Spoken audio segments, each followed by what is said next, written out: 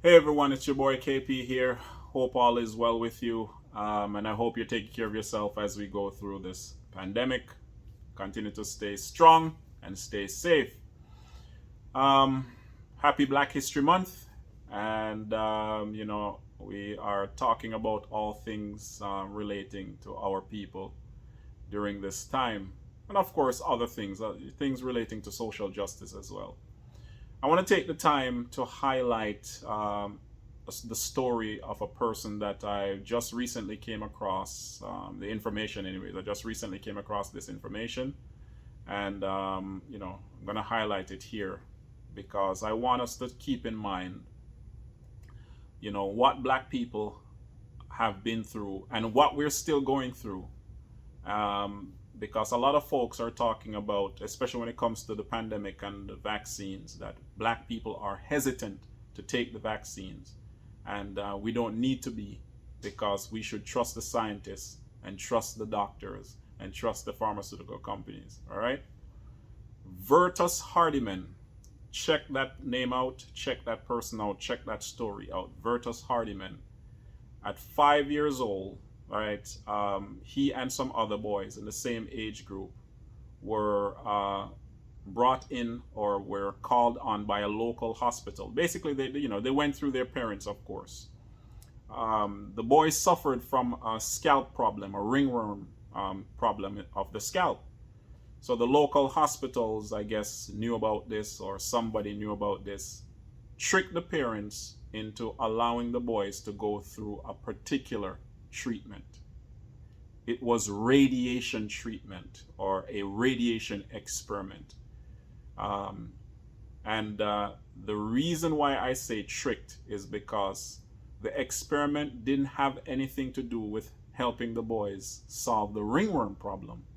The experiment was actually about wanting to see the effects of radiation on the human body and on the mind. Vertus lived with the disfigurement of his head for up to the age of 80. He died in 2007. It was embarrassing. It was shameful. It was something that he was bullied about over the years, and he had to wear a wig. And when you see a picture of him, it can frighten a child or frighten you because of how his head looked. But his story is another story that highlights the fact that organizations, entities, doctors, scientists, whoever, governments, you name it, have a habit of experimenting on Black bodies to test the effectiveness of a particular technology, medical technology, a drug, or something of that nature, right? The story of Vertus highlights this once again. It's not just about the Tuskegee experiment or slavery or something like that, where people talk about, well, that happened back in those days. We can trust our authorities now.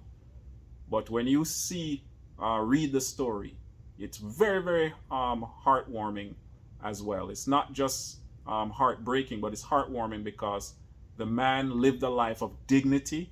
He was a man of faith. He was a man of character. And he encouraged others not to harbor resentment, anger, and to forgive. That's the part I like about it.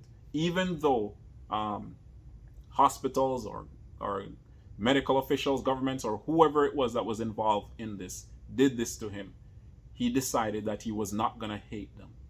So I just wanted to highlight the story as we go through this pandemic, and while we're talking about Black folks and their hesitancy when it comes to what is going on with the mRNA vaccine or any other technology that's out there right now. It's your boy KP. Thanks for supporting. Stay woke and stay red.